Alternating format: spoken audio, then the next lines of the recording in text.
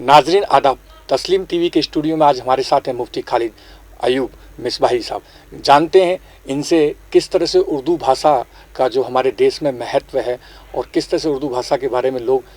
हमारे दर्शकों को बताएंगे कि उर्दू भाषा का हमारे जीवन में क्या महत्व है, किस तरह से उर्दू भाषा का प्रयोग होता है और उर्दू भाषा कैसे प्रादुर्भाव हुआ। जी खालिद साहब, आपका तस्लीम टीवी के स्टूडियो में स्वागत है। जी बताइए। बहुत शुक्रिया, जज़ाकल्लाह।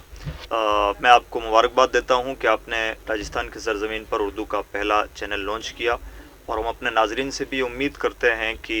उर्दू के तई उनकी जो मोहब्बतें हैं, जो अक़ीदतें हैं, जो जज्बात हैं, वो इस टीवी के साथ वो ज़रूर जोड़ेंगे और अल्लाह करे कि आपका चैनल खूब तरक्की करे और उसके माध्यम से, उसके वास्ते से उर्दू ज़बान का भी बड़े लेवल पर फ़रोग़ हो। उर्दू एक नहायत ही मीठी ज़बान है और हम अहले हिंद की खुशकिस्मती है कि हमारे मुल्क में पैदा होने वाली ज़बान है, तो हमारे ऊपर इस ज़बान का कर्ज़ भी है कि हम जितना ज़्यादा इस ज़बान का फ़रोग़ कर सकते हैं करें। और हमारी सरकारें,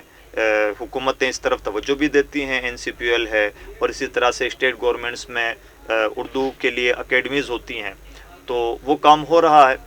दरअसल उर्दू की एक ख़ूबी है कि बोलचाल की ज़बान है, दूसरी बहुत बड़ी ख़ूबी है कि नहायत मीठी ज़बान है, शीनी ज़बान है। इसमें बड़ा प्यार और बड़ा मिठास, और यही वजह है कि फ़िल्मों में ज़बान का खूब इस्तेमाल होता है, गानों में जो मिठास पाई जाती है उसके पीछे इस ज़बान का बड़ा हाथ है। और अदब व आदाब और नज़ाकतें, और यूँ कह लीजिए कि नवाबी ज़बान है, तो इसमें जो नफासत है और जो तहज़ीब झलकती है और जो प्यार और जो भाईचारे का एक अलग अनोखा माहौल नज़र आता है, वो बहुत कम ज़बानों में नज़र आता है। जैसा कि आवाम में कहीं ना कहीं गलतफहमी फैली हुई है कि उर्दू एक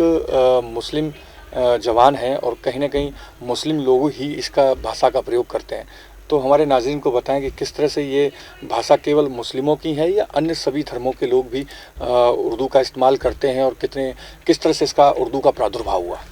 मुझे लगता है कि भाषाएं और जो ज़बानें होती हैं वो किसी भी कौम की नहीं होती, किसी इलाके में पैदा हो सकती हैं, कोई कौम उनका ज़्यादा इस्तेमाल करे, ऐसा हो सकता है। किसी जगह पर कोई ज़बान बहुत ज़्यादा बोली जाए, उर्दू मुसलमानों में ज़्यादा बोली जाती है और लिखी जाती है, लेकिन इसका हरगिज़ ये मतलब नहीं हुआ कि उर्दू मुसलमानों की ज़बान हो गई। हमारे अपने मुल्क में ऐसे बहुत सारे नॉन मुस्लिम अदीब यानी साहित्यकार, मुहक्किकीन, नक्काद गुज़रे हैं जिनकी मिसालें दी जाती हैं। फिराक गोरखपुरी का नाम हम सब जानते हैं, राजस्थान में आपने चैनल लॉन्च किया, शीन काफ निज़ाम का नाम आप जानते हैं, उर्दू अदब का एक नामवर नाम है। इसी तरह से एक बड़ी तादाद है, वो चाहे वो गज़ल गाहक हों, चाहे वो उर्दू लिखने वाले हों, बोलने वाले हों, तनकीद निगार हों, मुहक्किकीन हों, अदीब हों, शायर हों, हर मैदान में उर्दू में मुसलमानों का, नॉन मुस्लिम्स का हमेशा यकसा इसार रहा है, कुर्बानियाँ रही हैं। तो इसका किसी ख़ास कम्युनिटी से या किसी मज़हब से कोई लेना देना नहीं है और पढ़े लिखे लोग इस बात को अच्छे अंदाज से जानते हैं। जैसा कि आपने बताया कि उर्दू बहुत अच्छी ज़बान और मीठी ज़बान है,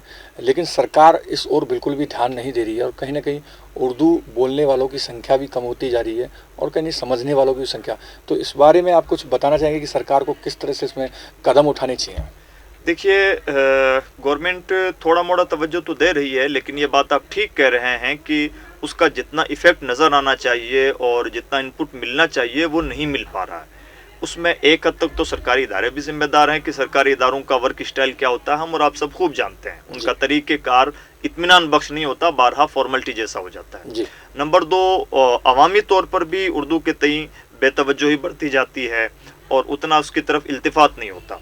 गवर्नमेंट अगर इसका फ़रोग़ चाहती है तो उसका बेहतरीन तरीका यह है कि उर्दू में ज़राए आमदनी पैदा किए जाएँ, इनकम सोर्सेज डेवलप किए जाएँ, ताकि उर्दू ज़बान को जैसे रोज़गार से जोड़ा जाएगा तो एक बड़ी तादाद में नौजवानों का रुझान इस ज़बान की तरफ बढ़ेगा और बड़ी तादाद में इस ज़बान की हौसला अफजाई होगी। तीसरी बात यह है कि कुछ ज़बानें ऐसी हैं जो दरअसल मार्केट की ज़बान है, जैसे इंग्लिश को मैं मानता हूँ कि गोया मार्केट की ज़बान है, जिसमें टेक्नोलॉजी भी है और डेवलपमेंट भी है और बहुत सारी चीज़ें उससे जुड़ी हुई हैं। तो उसमें इंग्लिश जानने वालों का बड़ा किरदार है कि उन्होंने अपनी ज़बान को इस तरह से प्रमोट किया। उर्दू वालों का कसूर है कि उन्होंने सिर्फ मुशायरों तक और सिर्फ छोटी मोटी चीज़ों तक उर्दू या थोड़े मोड़े सेमिनारों तक महदूद रखा, या चंद किताबें लिखने, चंद अशार सुन लेने, बोल लेने और अपने कानों को तस्कीन देने के लिए उर्दू का इस्तेमाल किया, लेकिन इस ज़बान को एक